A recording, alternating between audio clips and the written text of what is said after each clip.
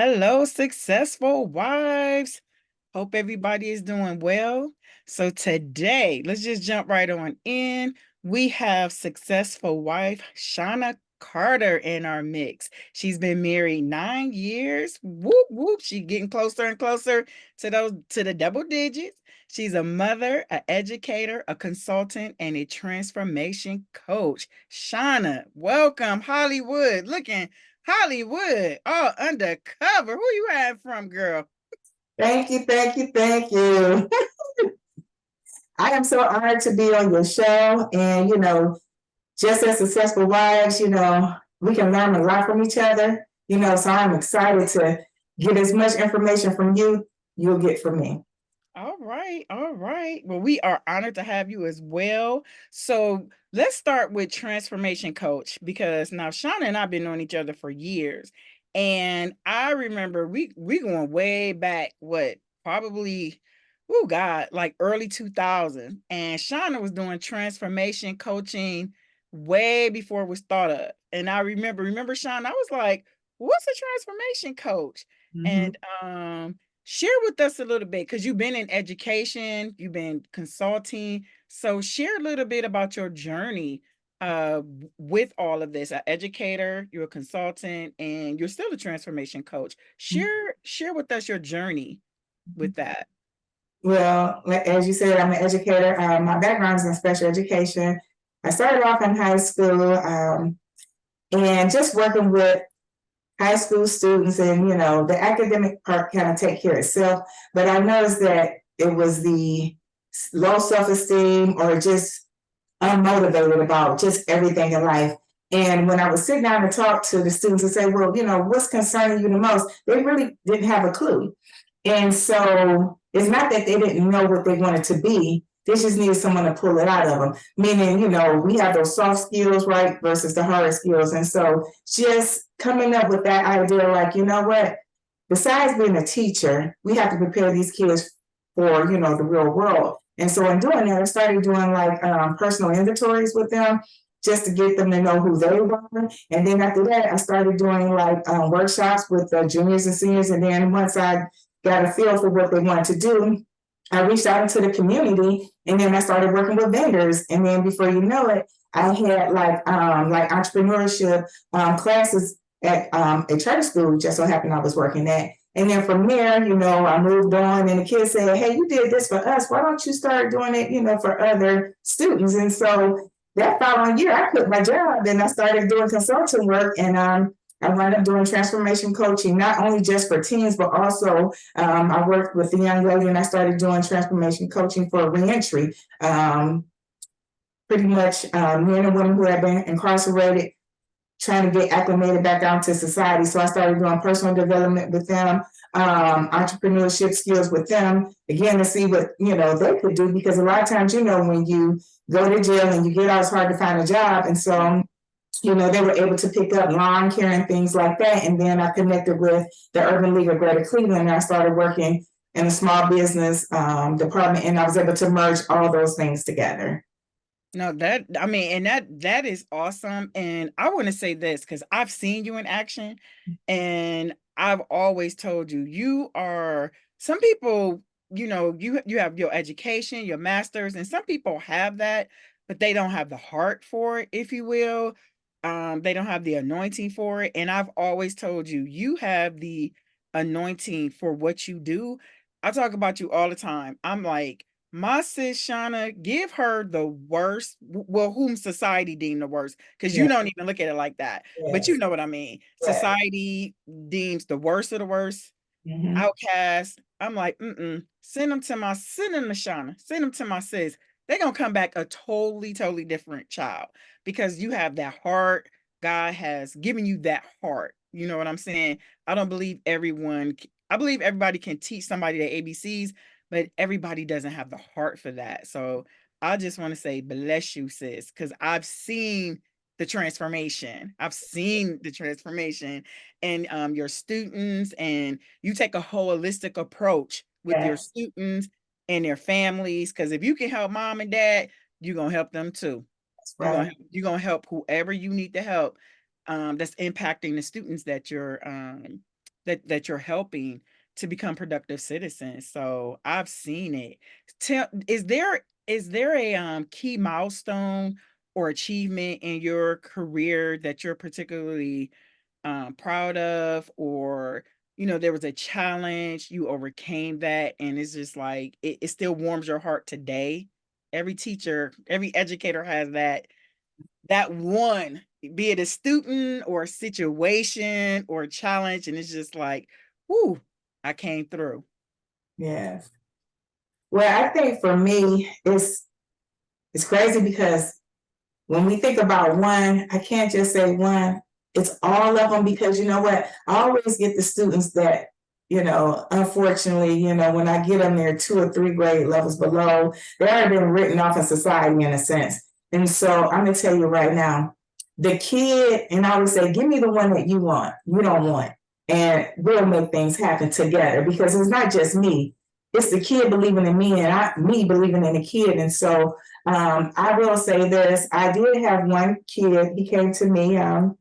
He was grade K level, and I'm a 4th grade teacher. And it was just like, you know what, he needs to be in another place. And I said, just give me a year. And so, my biggest battle was not just with the teachers, it was with the parent too, because the parent, she didn't give up, but it was like she accepted where the kid was at. And I just said, just give me 90 days, just to make a little pinch. And so in 90 days, he went from not writing to writing a sentence. And I'm gonna tell you, long story short, he passed his state test. Yes. And that gentleman had came to see me in 9th grade. And he said, I just want to thank you, for just believing in me, because I didn't even believe in myself. And so that choked me up, because, a lot of times, we heard this saying that, a lot of times people don't know what educators go through. But you know what? Dig deeper. You don't know what the kid is going through. You know what I mean? And so I try to treat the kids like they are mine. I say, I am Mama Bear, because if you think about it, they're with me like 7.5 hours of the day, just like you are at work. And so I call myself Mama Bear at work, because these are my children. I'm responsible. And, God can make the impossible possible. So I have this blessing to serve. And so God gonna give me everything. And He has. And so, every child I touch is a story for me. Yeah, that is awesome. Tell me how, for you, because parents, so we always see online on social media the parents blaming the educators talking about kids are different these days, and the parents are this and that, and it's this fighting all the time. Where, in your experience now, you've been doing this for a long time, what do you see from your lens in terms of the parents dealing with the child, then you get the child, and is there a resolve? What would be the resolve? Let me put it that way. Well, honestly, it's a combination of everything you said. At times, sometimes it is the parent, sometimes it is the educator, and sometimes it is the child. But then when we look at everything, okay, what if it is the parent? You still have a child coming to you, So I look at it like, let me work on what I can control. And so, like I said, because I have that kid 7.5 hours a day, and sometimes that child may have behavior issues. And then we talk about admin, how they say that admin should, or, should handle these situations. Well, guess what? When they don't, guess what? They still in your class. Yeah. Or when you, because at the end, let's say there's an admin on time, you can push the button all day long, or they can give them a lollipop, or they can give them a sticker and send them back to you. And that's what they do. And then, so for me, I can't speak for other educators, but for me, it's called, they say classroom management. I don't use that word because it's like you just managing to get through the day.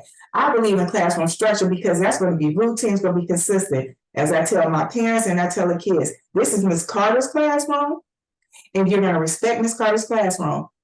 We're going to work hard, we're going to play harder. I'm going to love on you as much as you allow me to, but we're going to get this job done. And this job is you getting your education. And so with that, just being consistent, being a routine, and not depending on who's not going to come.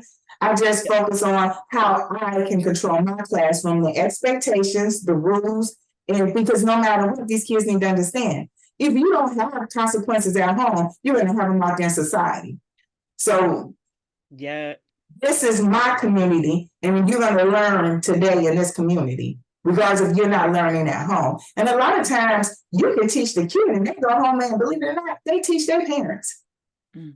I had kids where they didn't do their homework, but the parent comes like, I don't know what's going on this year. But guess what? They sit down and they do their homework and I ask them, do they need any help? They say, nope, let's Carter show me how to do it. I'm good. And that's when we know we're in our routine and it's ownership. Because they are entrepreneurs. Like we entrepreneurs, entrepreneurs, because they are taking control and they're the CEO of their education, because that's how I look at it. That's my goal for them. Your first business is these grades. You're an entrepreneur. You're the CEO of your life. And that's just how I deal with things. No, that is awesome. I'm sure some parents like, well, where does she teach at? I want my child in her class. Where's she at? Where's she at? No, that is awesome. So I want to segue into, because so how do you balance the demands of your professional career and the things that you're doing with the responsibilities of being a wife? And can you share some strategies that you use to maintain harmony, in your work life and in your married life? Well, one thing is, I mean, what I do, it's time consuming. It's time. It's about balancing that time. The first thing that came to my mind is balancing your time. And sometimes that can be hard, because after teaching, I'm doing, consulting work, after school hours, but I have to keep in mind, I need to communicate with my husband what I am doing. So if I come home late, he knows why, because he knows my schedule too. Just sharing your schedule, communicating with, your husband. To me, that's the most important piece, because you just can't assume. He assumes because you're at work, oh, this is what I do. No. He wants to know, because if he was out, he went to work, but he probably had to work overtime. But if he doesn't communicate that, then that leaves you to wonder. So I think, again, just communicating, sharing the schedule, and also, just balancing that time. No, that's no, absolutely. And speaking on communication, right? So let's go deeper with the communication. So I did a study, and the number one reason why couples don't get a divorce, we think is money, but it's communication. And so I'm like, okay, well, if each party is talking, aren't they communicating? No, not necessarily, because someone isn't listening or you're not comprehending, right? So and then we all have different communication styles. So do you know your communication style? Well, of course you do. What is your communication style? What's your husband's communication style? And how does that work? Tell us how it worked in the beginning of the marriage. Let's go back to the beginning, and then how you grew from however your communication style was, because you was single for a minute, right? You were single for a minute, and you get married, you meet this great guy, you get engaged, and how did that work, and how did it progress? The maturity of communicating progress. Well, you just hit it on the nose. I'm gonna start with that word maturity, because my husband and I, we were teenage sweethearts. And so it was like, we always kind of like, kept in contact. So, knowing me as, the younger Shauna, reserved, laid back, and now knowing me as the woman, very independent, go-getter. So, just relearning me first and foremost. So when we dated, it was kind of like relearning each other all over again, in our more mature years. And so I think for me, him telling me about me was very important for me, because he understood me enough to, look at my, as he said, pretty flaws. And so he knows that I'm the type of person, I have a type A personality. So he's going to let me get everything out. And then after that, he's going to give me probing questions.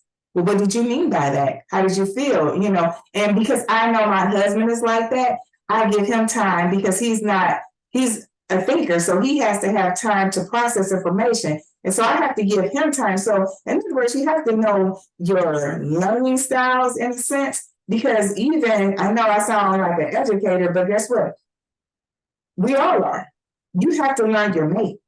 You have to learn your mate love language. You have to learn your mate communication language. And so for us, because he knows that I have to get things off, he listens. And then after that, it's not always about being right or wrong. It's just, being there to listen, because sometimes you have an answer, and then me on the other side supporting him. Just because he doesn't have anything to say doesn't mean that he's not listening either. Exactly. You just said everything. He's just like, okay, you left no room. So, just having that balance, that understanding, and that respect. Yes. And also, too, when you are wrong, you're wrong. Just admit that, Oh, wait. We're gonna marinate in that. Hold Okay. on. Are you saying to me as a wife, as a woman, to admit when you're wrong? Every man in America just went, whoa, wait, what? Sissy, that's some grown woman stuff right there. To admit, Yes. I want to come up with a solution. Come on. I think I look at it like, we keep going back and forth. There's no solution. So let me admit to my part so that we can come up with a solution. I like solutions. I Yes. want to say, if you said this is what happened, I say, you know what, you are right. We don't need to elaborate it. Elaborate on anymore. Let's get to the solution.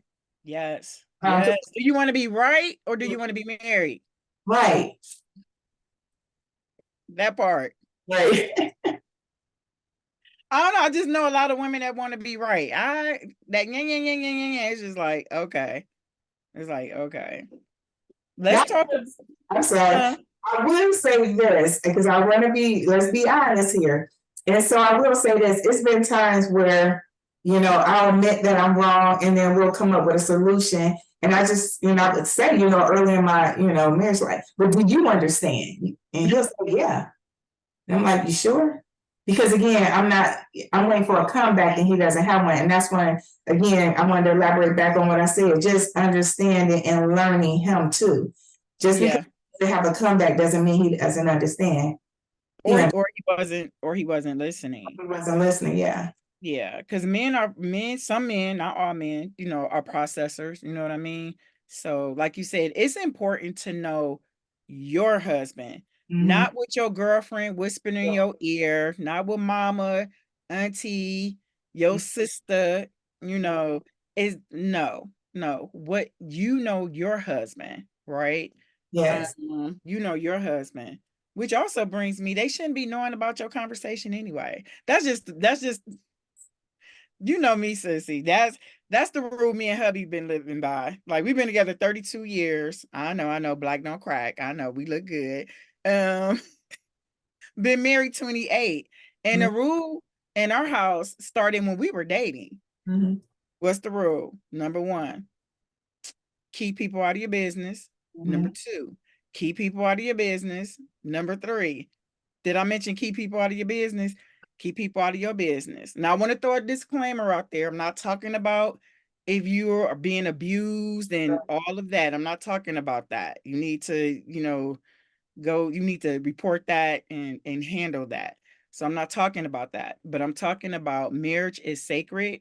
I know the world doesn't look at it that way, but we're kingdom women and marriage is sacred. You have to guard it, and it's intimate. So that's what goes on in your house, in your marriage. That's between you, you and your husband. So, and I always say, if you do need to speak to somebody, talk to a mature woman. Okay. Talk to a woman, make sure she ain't been healed through whatever her stuff is, because you got some bitter wives out here too. So make sure that you talk to somebody that's going to pray for you, pray for both of y'all. Nobody's going to take sides. They love both of y'all. Okay. And they want to see a good resolve because they believe in marriage too. Right. Yes, I agree with that. Yeah. Good stuff. Give us a happy core memory that you have about your husband's, either something he did, something you guys did together. I know it's many, but what's something that sticks out about him that just, you just love him? That's what you love him for. can I just say a memory? Being, I went through a storm, breast cancer.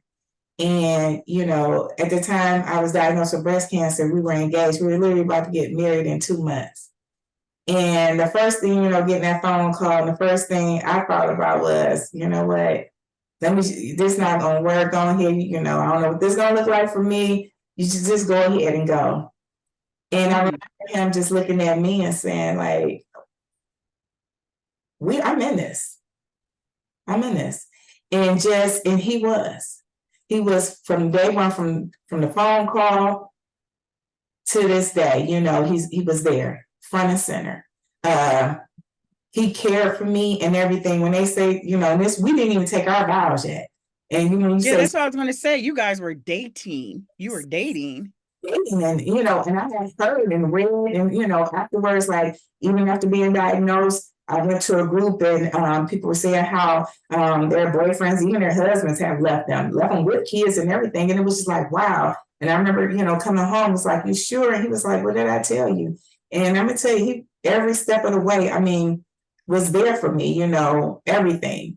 When I was weak, he was there. He was my strength. He was everything. He was my happiness when I felt sad. He was just everything as he is today. And so that will always be my forever memory, because he was there. He was my Superman. He is my Superman today. So don't be taking my word. Yes, he is. He got 2 black shirts that say Superman. But that is, woo! He's my rock. So yes, he's my rock. That is awesome, because listen, y'all hadn't even taken y'all vows, and in the vows it says for better, for worse, in sickness and health. And in sickness, way before he even said I do on paper, he had already said I do. Yes. Okay. And he showed you. Oh, girl, that's beyond a core memory. But thank you. That is awesome.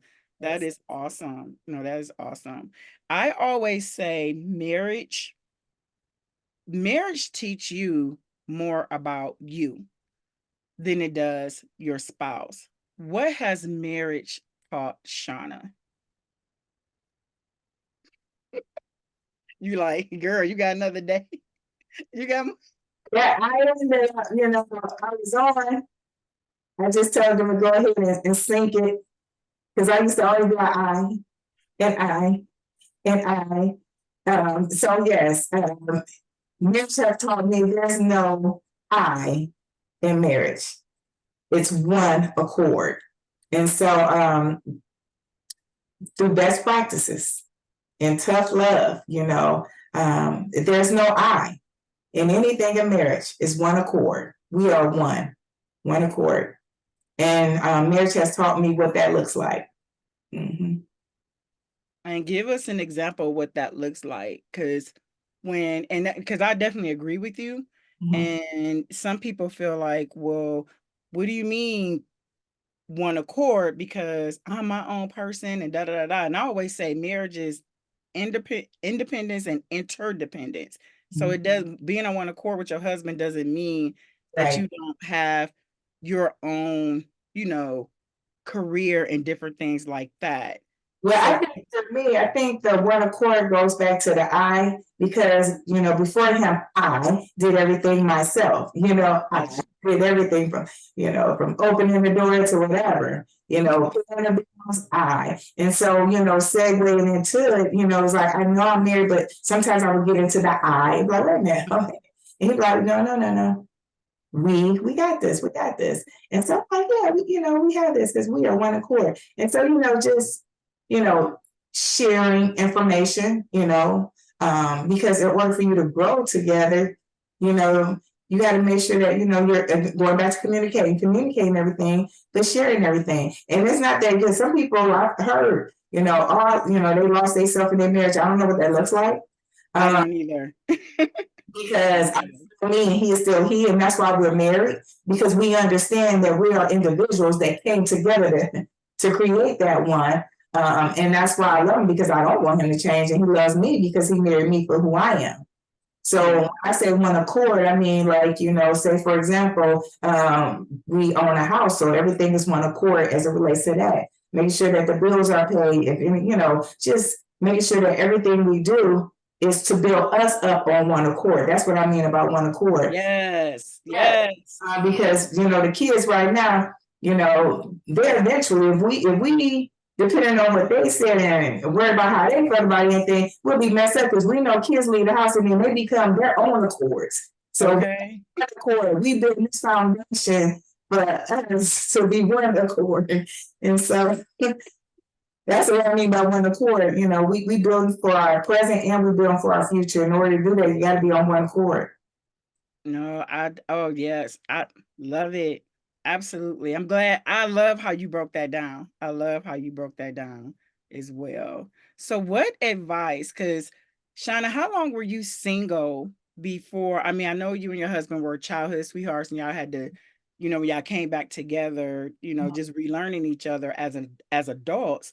But how long were you single before you got married? And what advice would you give to a single woman currently, you know, seeking to be married, or she may be engaged now? Well, I will say this. Before I got married, I was like single for 3 years, 3.5 years. And it was by choice. Because for one, I had to connect with myself. You know, like I said, I was chasing paper, meaning money, doing contract after contract. But at the end of the day, I said, you know, one day I was listening to Moody Radio. And this young lady came on and she said, you know, look in your closet and just look at your wardrobe and it kind of define who you are. And I looked at my wardrobe and I was like, I see a lot of suits. Power. Yes, I got it. Yes. But then I said, okay, what else besides that? I work. I know that I'm a go-getter. But what else do I know about myself? And so she had a challenge. And it was Proverbs, help me out. The woman. The 31 woman? Yeah, the 31. Okay. The 31 challenge. And so I did that. And it was like, you know, just every day, just reading on it and how a woman provides scarlet for her home. And I know more about that. And before you know it, it went from 31 days to another 30 days to another 30 to a year. And so when, you know, guys would come up to me and say, hey, you dating? I said, no, right now I'm just spending time with myself, you know, with the Lord. And they would just go left or go right. But I felt good saying that because for me, I didn't think about marriage. It was more so going closer to the Lord and finding out what the virtuous woman was. I was hungry for that. So it was like, I wanted to know what the virtuous woman was. I wanted to know who God created Shauna for, because we all created for a purpose. And so it was beyond just working. I wanted to know who I was, you know, spiritually. And so I spent time myself spiritually. And then just one day, me and Chris bumped into each other and I knew he was the one because he started just speaking scripture to me. And then from there on, it was just like, yes, we're back. So it was 3.5 years. And it was just like I said, just finding out who the virtual woman that God created me to be. And I wanted to know that. And I didn't want any interruptions. That's awesome. So you got to know who you are because you bring you to the table. You know, a lot of times, and this advice I would give anybody, a lot of times I hear young women and women say, you know what, I'm establishing everything. So now I'm just, you know, I'm looking for love. And I was like, I don't know what that looks like because you got to have love in you. Why you looking for? And so my thing is, if you looking for love and looking for him to give you love, what you giving him? And so you got to bring love to the table. You got to bring the whole hierarchy, and I believe in that. You got to bring a steady foundation to bring that actualization, which is that marriage. So you got to get in between that security, that safety, that high self-esteem. I ain't talking low, I'm talking high. That know who you are in terms of what your wants and your desires are, because guess what? I can give you some roses, but you're like, I kind of like red, but I gave you pink. But it was the thought that matters. So if you're looking for somebody to complete your jar, as it overflows, it'll never happen. Because we don't even know ourselves completely for it to overflow like that. But I do believe you got to at least study yourself, know yourself. So when you come into that marriage, you know who you are, just in case you got to leave. Yeah. Because the reality is that I've seen people when they get divorced and they say, I don't know who I am because I was just all of him. I don't, I don't, I don't. So you're right, because when I talk to wives and I've talked to some divorced women, and they say, I lost myself. I was a wife. I was a mother, and so I say, did you lose yourself, or you didn't know who you were before you got married? So that's the question I pose. And if you're married to the right one, you won't lose yourself, because as you said earlier, you're working together. You're working together and you're building together. So it doesn't mean that you can't complete your goals or he can't complete his goals, because marriage has seasons. So, say for instance, if you got married and you had plans to get your master's, but the baby came. Well, this season you may just can't go back to school, but it doesn't mean the next season when your baby starts pre-K or first grade that you can't enroll. You know what I mean? Like, if you have the right one, it will get done because you guys are working together. You're working together, right? Because it's just it's just as important as a wife to help support her husband goals as she wants him to support her goals. Do it together. But that single-mindedness, you're going to be doing from the start. You're going to be doing from the start. So that's why I love when you broke down that one accord. I love that. So yes, yes, yes. Well, thank you, Miss Shauna. Well, this was awesome. I really hope you guys were blessed. Um, are you allowed to say where you work at? I work in Gwinnett, in Okay. Georgia. Okay. Gwinnett schools. Okay. Because I just have a feeling that some people are gonna be reaching out to you. They're gonna be reaching out to you because she does do tutoring as well, guys. So I can see some people wanting to reach out to you. She's a awesome, awesome educator. So I've seen the transformation. So, but we thank you. We thank you, Shauna, for being with us today. I hope you guys were blessed. And again, I'm your host, DC Constant, founder of the Successful Wives Network. Don't forget to follow us on all platforms, social media platforms at the Successful Wives Network. Until next time, be blessed, and remember, you define your own success. Bye-bye. Bye-bye.